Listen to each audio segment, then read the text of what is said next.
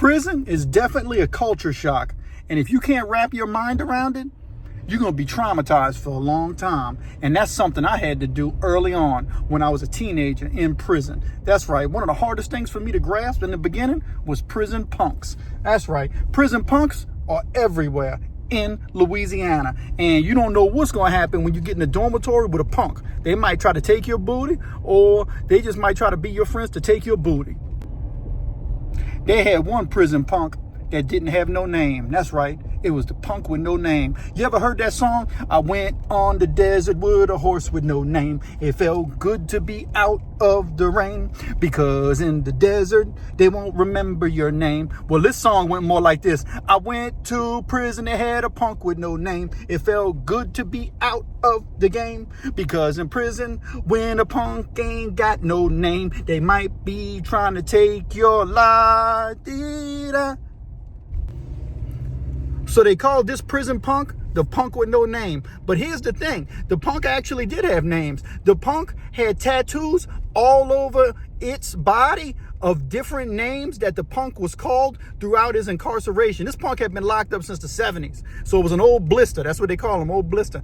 And the dude or the punk or the shim or whatever you want to call it, this is before LGBTQ existed, right? Back then, it was just called punks, prison punks or boys, right? And so this punk had a bunch of prison names, nicknames tattooed all over its body, and each name had a line or X through it. Because what would happen, this punk had a motto that every time this punk got a new old man, the new old man would name the punk a new name. That's why they called it the punk with no name, but that's why they call him the punk with no name, because he ain't had no name, because he walks around the prison with the punk with no name, right? So every time the punk would get a new name, the punk would get a new name tattooed on him. So in other words, like if a new dude came to the prison and all of a sudden the new dude who came to the prison was going to start dating this punk, the punk would allow the new boyfriend to give him a new name. So if you know anything about prison punk nicknames, they tend to be pretty absurd. Something like White Ice, Botfly, Cupcake, Strawberry Stripper, all these type of crazy names. So this punk had all kind of names, and each name was on him. So even back in the day when the punk was in prison, they called the punk Ooh Wee. That's what, Ooh Wee. They had a punk named Ooh Wee. This was one, and in prison in Louisiana, they got multiple punks named Ooh Wee. And I said, well, why they call the punk Ooh Wee? They say the punk is either A, so pretty that when you see him, you're like, Ooh Wee, or the punk is so ugly, you're like, Ooh Wee, that's an ugly boy. You know what I mean? So either way, this punk must have been, I guess, what they call good looking back in the 70s when he first made it to prison. So one of his first names was Ooh Wee. And that was one of the big ones. Had tatted back, Ooh Wee. I don't remember how it was spelled, but it was X'd out. They had X through, big ugly block letters. And so then they had other little butterflies and things on it. And one of the names that they called the punk was Starcatcher. I said, why they call the punk Starcatcher? This is a punk with no name. One of his names used to be Starcatcher because one of his old men named him Starcatcher, S-T-A-R Catcher.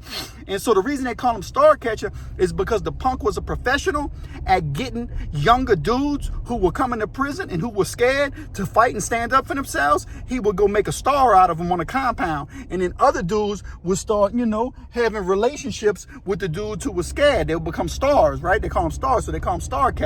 So he'd go out there and catch him some new stars, catch him some new punks. And those punks would be, underneath his wing. He would train them how to be, the correct way to be a boy. And so one thing you learn early on in prison is when you first get there and you don't know the game, you don't want to be getting in no shower with no punk. Well, when the punk with no name would get in the shower, cause to be naked, right? And so the punk had all these names tattooed on him and even had names on his booty. And all those were X'd out too, because I was told back in Angola in the penitentiary, the punk with no name would literally let his old men tattoo their names on his butt cheeks. I know this sounds absurd and sounds crazy, but how do you think I felt being in prison, thinking to myself, how did my life's choices put me in a place where I'm dealing with homosexuals who ain't got no names and the identity issues are crazy, and dudes are literally married, getting out in 3 and 5 years, and they're having relations with these punks, and then they going home and they giving whatever disease they caught in the penitentiary to their wives or their girlfriends. This is some crazy stuff. I know, I'm telling you, this is another thing. Another thing I had to see when I got in the dormitory, besides meeting the punk with no name,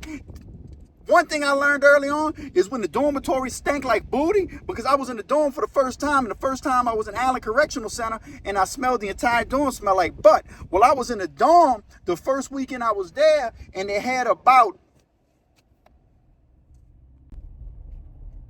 5 or 6 punks in the dormitory, maybe 6 or 7 punks in the dormitory, and all the punks on Friday night would get shampoo bottles and mix it with bleach water, and they would take the shampoo bottles and they would douche with them. They literally, I didn't notice. How do you think I found? They were sitting on the toilet with shampoo bottles shoved up their rectum, and they were squeezing the hot water, bleach water in there to clean it out. So later on that night, they were either getting pimped out or they had a date with their old man, and they would go underneath the bunk, and underneath the bunk, they'd take the blankets and cover each side and cover the front and everything, because you couldn't disrespect nobody, but you go under the bunk. Listen, I know if you're from Cali and all those other places, y'all got different politics and different things. This is how it goes down in the South. This is Louisiana prisons. It's just the way it is, right? And so the punks go under the bed and they get busy and all that. As long as they're under the bed, that's considered, all right, you good. They're not disrespecting you as long as they give you a heads up and you're not by your bunk, and they do it before sleep time, because some people had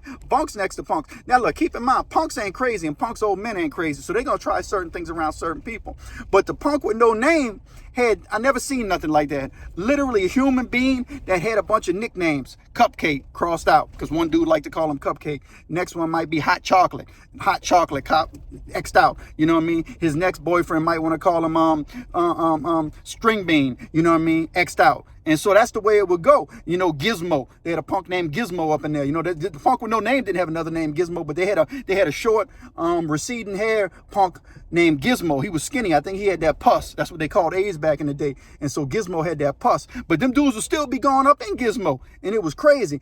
I said, man, that's nasty, man. These dudes are foul. And so, but you just stay out of it. I was 19 when I hit the compound in Allen, and I smelled what a dormitory of booty smelled like, because them dudes were douching with hot shampoo bottles or hot water bottles, you know, with some bleach water. But that's just the way it goes down, you know. Anyway, share in the comments if you ever been to prison, some crazy punks nicknames that you know, you know what I mean? Go check out my other video. I got another one, man, about the craziest old man and a group of punks that had literally a heavy metal band in prison. I'll try to link the video at the end of this one. You go check it out. It's wild. Let's get it. Give me a like and subscribe to the Pen and the Shank up and coming prison channel. Yeah!